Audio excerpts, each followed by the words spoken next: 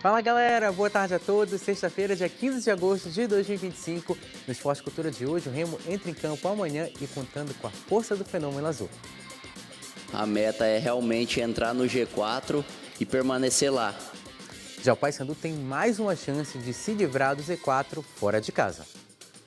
Se nós vamos poder fazer contragolpe, eu acho que essa vai ser uma arma nossa. E uma noite muito feliz para os brasileiros na Libertadores e na Sul-Americana. Isso e muito mais agora no Esporte Cultura. Interaja com a gente, participe do Esporte Cultura conosco no nosso número de WhatsApp que está aparecendo aí na tela e também no QR Code que está aparecendo no topo da sua televisão. Hoje, Esporte Cultura com Maurício Bessa. Boa tarde, Maurício. Boa tarde, Matheus. Boa tarde a todos ligados aqui na TV Cultura.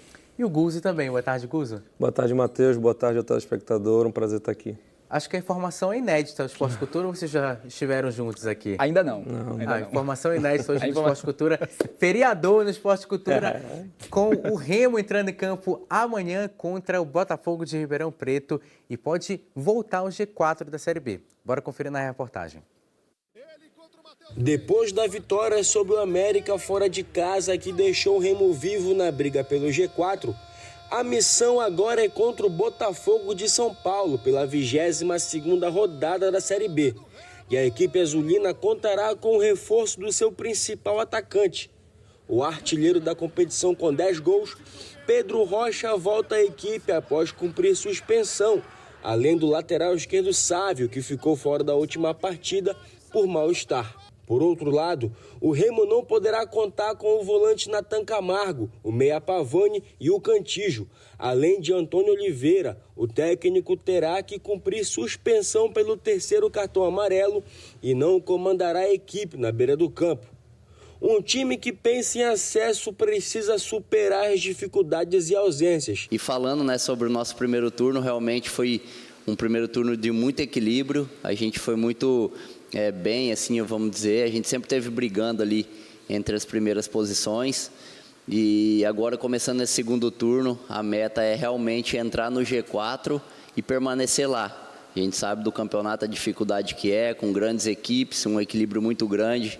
A gente já viu o jogo de ontem, entre duas equipes ali que estavam brigando na parte de cima, a dificuldade que é o jogo, mesmo uma equipe jogando em casa. E para isso, o Leão contará com o apoio do Fenômeno Azul nas arquibancadas. A torcida promete lotar o Mangueirão amanhã para apoiar a equipe e conquistar os 3 pontos, para se consolidar na briga pela Série A do ano que vem. Turno, e a gente conseguiu chegar, creio eu, a metade da pontuação necessária para o acesso. Fizemos 30 pontos, eu creio que mais 30 pontos, 31 pontos no segundo turno, você tem esse acesso à Série A. E o objetivo nosso, o foco nosso, a força nossa vai ser voltada a isso, buscar a todo momento vitórias e mais vitórias para que a gente possa, se Deus quiser, no final do Remo e Botafogo ficaram no empate por 2-2 no primeiro turno da Série B do Campeonato Brasileiro. O Remo conseguiu aquele empate no finalzinho com gol de fora da área do Pavani. Agora os dois se reencontram em um contexto bem diferente. O Remo brigando pelo acesso e o Botafogo de São Paulo para não cair, Bessa.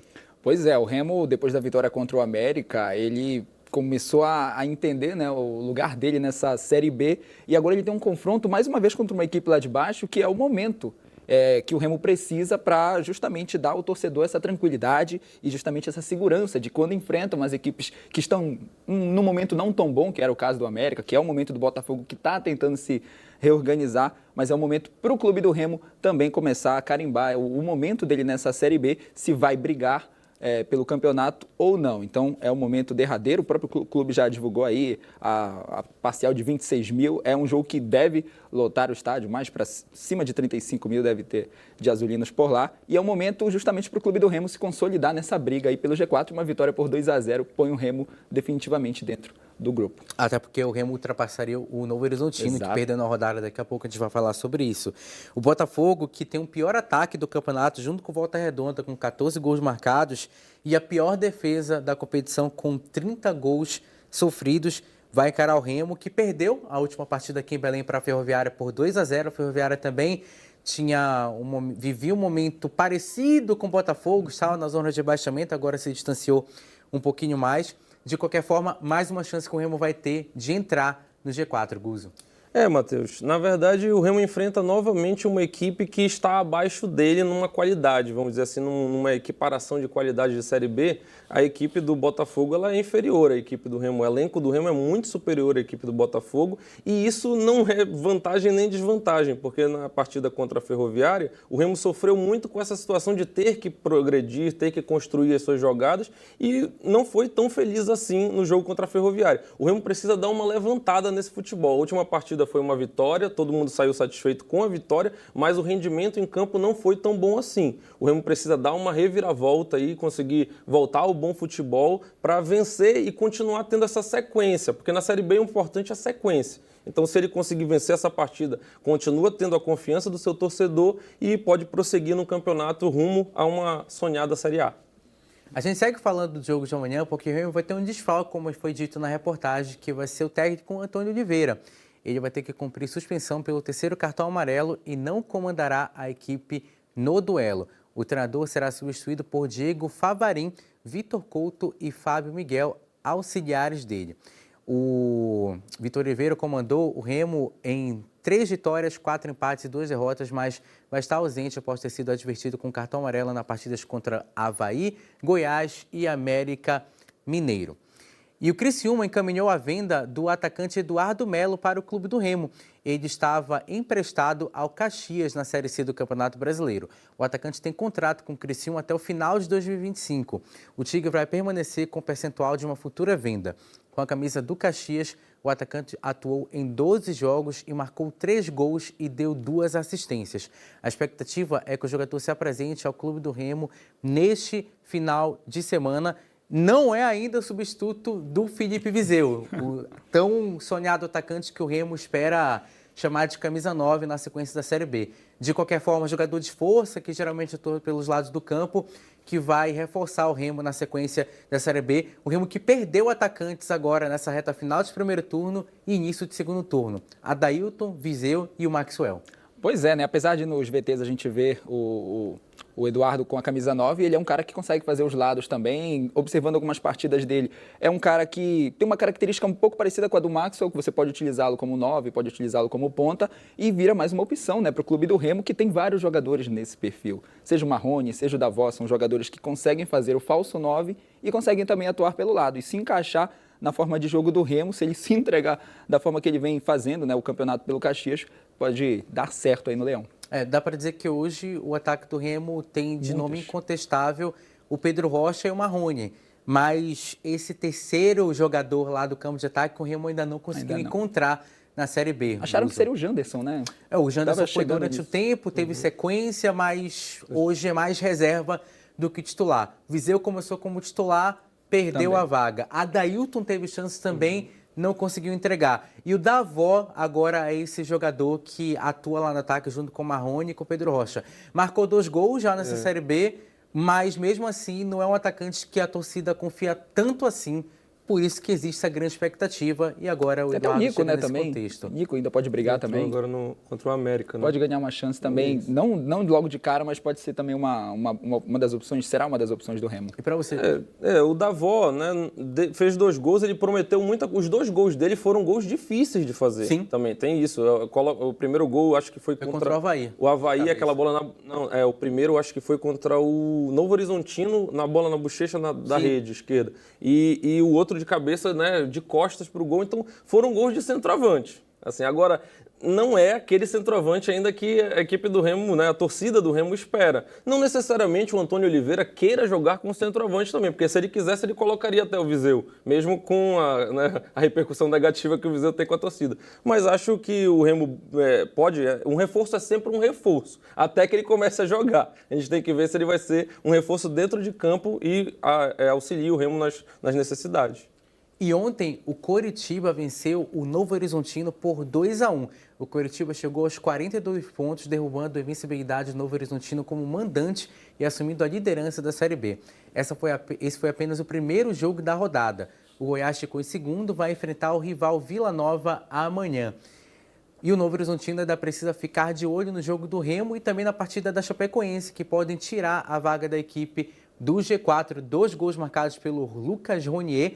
O gol do Novo Horizontino foi marcado pelo Lucas Friso, adivinha, ex-jogador do Coritiba, mas o Lucas Ronier garantiu a vitória do Coxa por 2-1. Primeira derrota do Novo Horizontino, que ainda é o melhor mandante do campeonato, só que o Novo Horizontino venceu apenas um dos últimos 5 jogos na Série B do Campeonato Brasileiro. Passa por um momento de oscilação e o Remo, se vencer por 2-0, como o Bessa falou, passa o Novo Horizontino, ou seja, ele independe do resultado entre Chapecoense e Paysandu, Bessa, para dormir no G4. Rapaz, há quem diga que o gás do Novo Horizontino está acabando, né? Um resultado muito bom para quem briga pelo G4, já que deixa aí o Novo Horizontino parado na pontuação, mas péssimo para quem pensa no título, né? Mas uma boa vitória do Coritiba fora de casa, num jogo muito de trocação, só que com muito mais vantagem para o Novo Horizontino, que martelou o jogo todo. O Coritiba soube jogar no contra-ataque, conseguiu definir o jogo e agora aguarda essa rodada, né? Tá ali brigando com o Goiás, vai também aguardar o resultado da equipe goiana, mas dorme por enquanto dentro da liderança. O Novo Horizontino que tem um trauma da Série B do ano passado. Está começando a voltar. Exatamente. Na Série B do ano passado tinha 2 chances de acesso nas últimas 2 rodadas. Contra o Paysandu empatou em Novo Horizonte por 1-1. Gol no final, inclusive do Egir Garcia. E na última rodada, jogando contra o Goiás, que já não tinha mais chance de classificação, perdeu por 1-0, com o Neto Pessoa perdendo um gol sem goleiro, etc. Passa por um momento de oscilação. E o Coritiba, depois que perdeu para o Paysandu, tropeçou contra o Amazonas, também passou por um momento esquisito no campeonato, mas conseguiu a recuperação na jornada seguinte, Guzo. Matheus, a gente precisa analisar também que essa partida talvez seja o clássico da Série B 2025, né? Que é o time que martela, não consegue chegar e o time que vai uma vez, 2 vezes e faz 2 gols e 3 gols. Então, acho que a perspectiva dos clubes, né, os técnicos dos clubes, tem que começar a analisar também não só o elenco que eles colocam em campo, mas também a forma de competição que está sendo essa Série B. Na verdade, não precisa ficar tanto com a bola, pelo que a Série B está mostrando, não precisa ficar tanto com a bola, não precisa construir tanto assim. Você precisa ser objetivo, sucinto e saber quais são as possibilidades de você chegar ao gol adversário e manter o resultado, né? O Remo conseguiu isso contra o América, o Curitiba agora consegue isso contra o Novo Horizontino e os times visitantes que não têm essa obrigação de chegar na frente vão conseguindo os resultados muito mais do que os times em casa agora. Inclusive, a última derrota do Coritiba no campeonato foi justamente contra o Paysandu. Houve empate contra o Atlético, contra o Amazonas, mas de qualquer forma já são 6 partidas sem derrotas do Coritiba na Série B. E a Seleção Brasileira de Basquete em cadeiras de rodas encerrou uma campanha histórica na Copa América em Bogotá com o vice-campeonato. A medalha de prata veio após o Brasil perder a final do torneio contra os Estados Unidos nesta quinta-feira pelo placar de 77-37. Vale destacar que este foi o melhor resultado já obtido pelo Brasil na história da Copa América de Basquete em cadeiras de rodas. Anteriormente, o país tinha como melhores campanhas na competição os bronzes em 2017 e em 2022. Além disso, a prata garantiu também o Brasil no Mundial de 2026, que vai ocorrer em Ottawa, no Canadá. Agora, bora falar de tênis, porque o João Fonseca chegou à melhor posição da carreira após Cincinnati. Perto de completar 19 anos de idade, ele estava na posição de número 52 no ranking mundial. E após a competição, o João deve figurar no 46º lugar. A lista vai ser divulgada pela ATP na próxima semana. Lembrando que, apesar da eliminação, o João já está classificado para o Grand Slam, que vai ocorrer a partir do dia 24 de agosto em Nova York, que é o US Open. E ontem foi dia de brasileiros nos primeiros jogos das oitavas de final da Copa Libertadores da América. O Palmeiras goleou o Universitário por 4. O Botafogo venceu a LDU por 1-0 com gol relâmpago do Arthur aos 14 segundos de jogo. A Jordana falou aqui que parecia a Tuna. Parece. Vitória magra do Botafogo, mais importante para a equipe carioca contra a LDU. Jogo de volta lá na casa da LDU com altitude, tá? Então o Botafogo tem que ficar de olho. Já na Sul-Americana, o Atlético Mineiro também saiu em vantagem. O time brasileiro venceu o Godoy Cruz da Argentina por 2-1. Os gols do Galo foram marcados por Coelho e o Hulk. O Andino fez o gol do Godoy Cruz, que inclusive saiu na frente. O Atlético Mineiro virou na segunda etapa, vantagem para a equipe mineira no jogo de volta. Final de primeiro tempo aqui no Esporte Cultura. Na volta a gente fala sobre o Paysandu e muito mais. Não sai daí.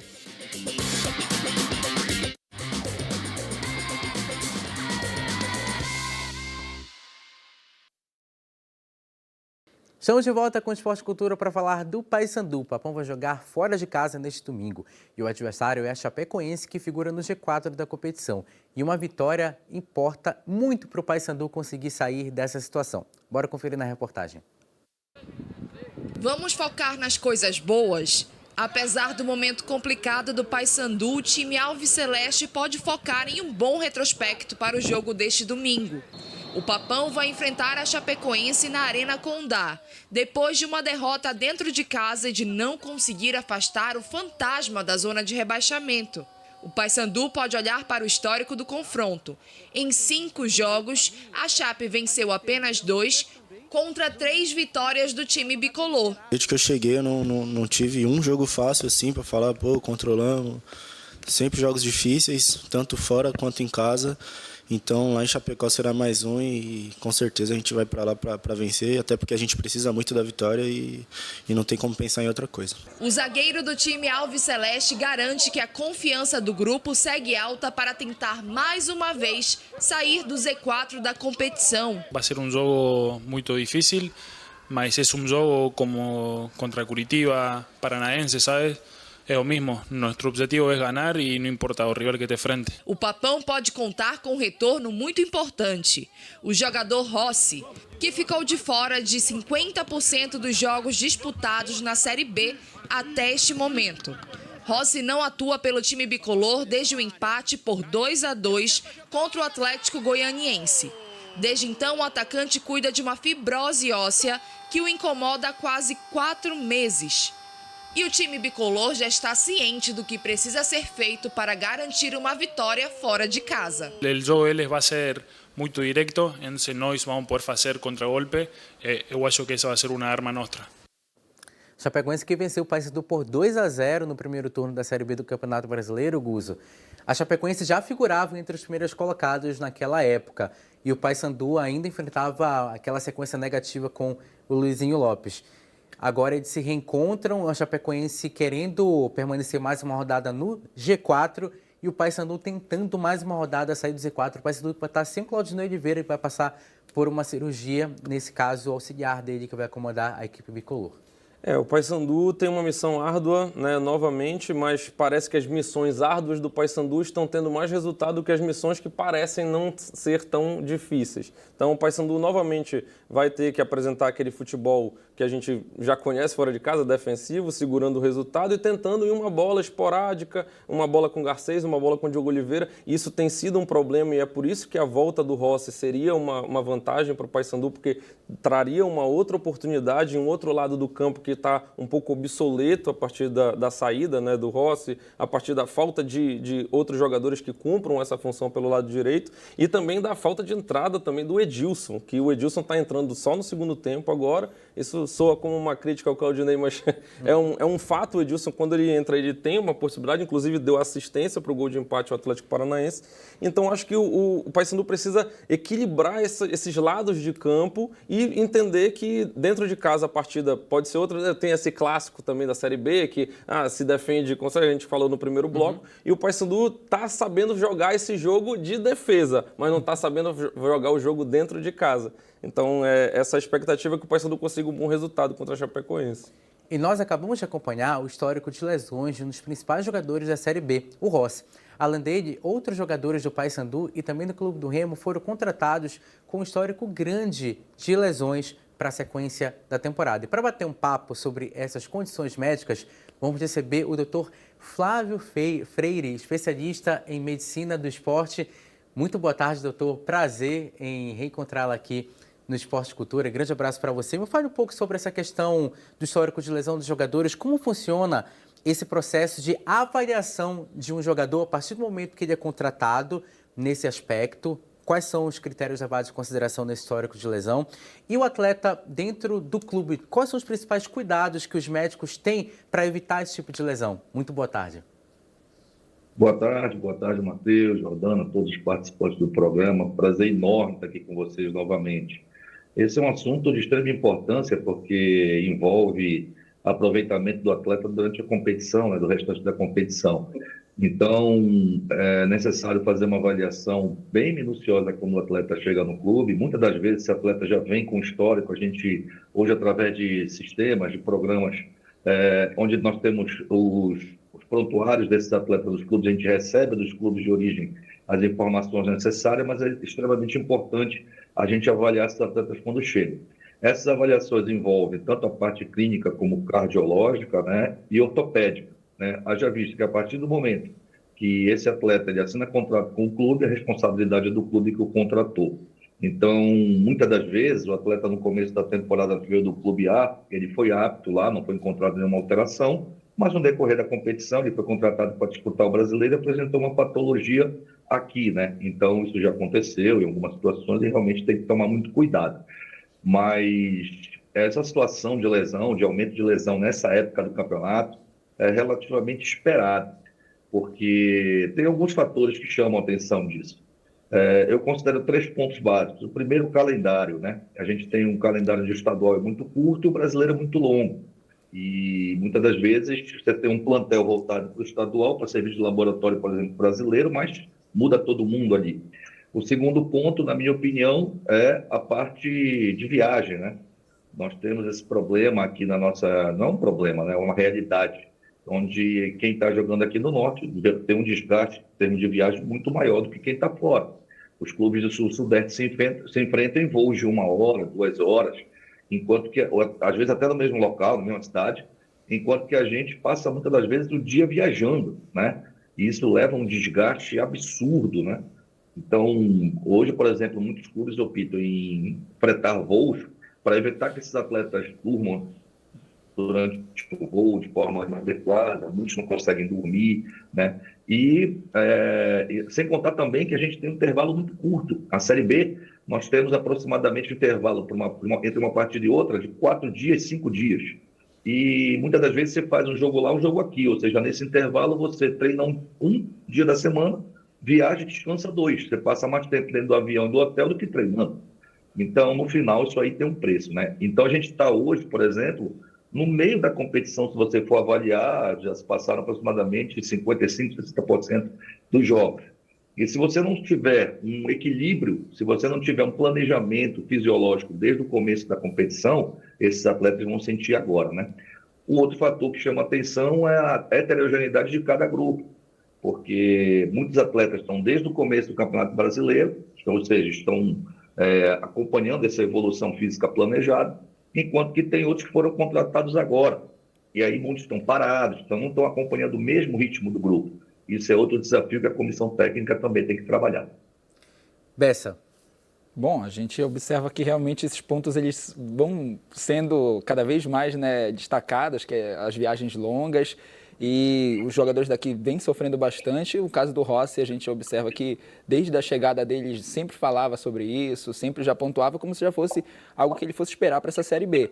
Mas no caso dele, outros jogadores também têm demonstrado, né, esses que vêm de fora, até do Brasil, vêm sentindo um pouco mais, e trata-se de um trabalho de muita adaptação proposta aí pelos departamentos das duas equipes, e que ao longo do campeonato eles precisam, né, fortalecer cada vez mais, e a gente espera que melhore, né, a condição do Rossi. Doutor Flávio, eu tenho uma pergunta. Na verdade, a gente escuta muito que os clubes eles fazem uma preparação, né, um planejamento físico que tem um ápice e ele tende a dar uma decaída, né? Ele chega num platô e diminui. Com a evolução dos campeonatos, como por exemplo a Copa Verde, onde você passa de fase, quantos desses jogos eles são planejados nesse calendário, vamos dizer, de evolução do atleta, de evolução física? Excelente colocação. Esse ápice, realmente, a gente planeja esse ápice mais ou menos aproximadamente 60% do calendário, né? Então, quando chega mais ou menos assim, lá pelo mês de setembro, por exemplo, a gente já calcula que esse ápice vai acontecer. E que essa queda de rendimento, essa queda física é relativamente natural. E que se você não souber trabalhar, consequentemente o número de lesões, o número de aproveitamento dos atletas também vai cair. Agora, existem fatores que podem antecipar esse pico, né? Que envolvem, por exemplo, competições paralelas, como, por exemplo, a Copa do Brasil, envolve, por exemplo, a Copa Verde, E aí você vê, por exemplo, que não existe o princípio da isonomia em certas situações. Eu vou colocar, por exemplo, na Série A, em que todos os clubes praticamente pararam um mês por causa da Copa do Mundo de Clubes, enquanto que aqueles que foram disputar, Flamengo, Fluminense, Botafogo, Palmeiras, ficaram direto. E aí vai do plantel, né, ser qualificado e também ter um número de atletas que você possa usar e promover um certo rodízio para evitar que aqueles que não fiquem sobrecarregados e, consequentemente, não ficam mais expostos a lesões que a gente chama por sobrecarga ou por sobrecarga ou overuse, que é uma lesão relacionada à fadiga, cansaço, que é o caso do Rossi, por exemplo. Doutor, dentro do que a gente vem observando das atualizações desses tratamentos, o que o senhor já observou de melhorias dentro dos próprios times recentes aqui que podem otimizar, né, essa recuperação dos atletas, dos jogadores? Perfeito. Em termos de tratamento, eu posso garantir a você que a gente não deve nada aos grandes centros, porque existe um intercâmbio hoje muito forte entre os departamentos médicos envolvidos, tanto de Remo como o Paysandu. Isso eu não vejo como grande problema. Eu acho que o maior desafio, eu posso falar porque eu conheço muito bem, trabalhei nos dois clubes, eu conheço muito bem os profissionais que estão ali, é a prevenção. Hoje nós temos ferramentas em que a gente pode lançar mão, seja do ponto de vista laboratorial, por imagem, onde a gente pode, antes daquele atleta lesionar, ter alguns achados, alguns sinais, em que você, em conjunto, uma decisão conjunta com a fisiologia e com a comissão técnica, treinador, auxiliar, preservar esses atletas antes de lesionar. Então, hoje eu vejo o maior desafio em termos de lesão no futebol não é o tratamento, mas sim a prevenção. Quanto mais você consegue prevenir, menos a gente vai precisar usar esses atletas a nível de tratamento. E, consequentemente, atleta, quanto menos no departamento, quanto menos ele pisar ali, melhor para a comissão técnica, melhor para o clube, melhor ele vai ser aproveitado. Doutor, muito obrigado pela participação no Esporte Cultura. Sempre um prazer enorme poder contar com você aqui. Em breve a gente troca uma ideia que eu estou lesionado, tá? Mas fico para uma outra demanda. Boa tarde. Obrigado por tudo, obrigado pelo carinho. Estou sempre à disposição. Um grande abraço. A gente vai encerrar o Esporte Cultura de hoje, mas antes, palpite. Paysandu e Chapecoense, Remo e Botafogo. Remo 2-0 para cima do Botafogo e o Paysandu vence 1-0 a Chape. Guzo. Eu acompanho o relator. Acho que são esses os placares que eu estava na cabeça agora. Tá certo. Bessa, obrigado pela participação. Obrigado, Guzo, e a todos que nos acompanharam até agora. Excelente feriado a todos. A gente volta na segunda-feira. Tchau. Bessa.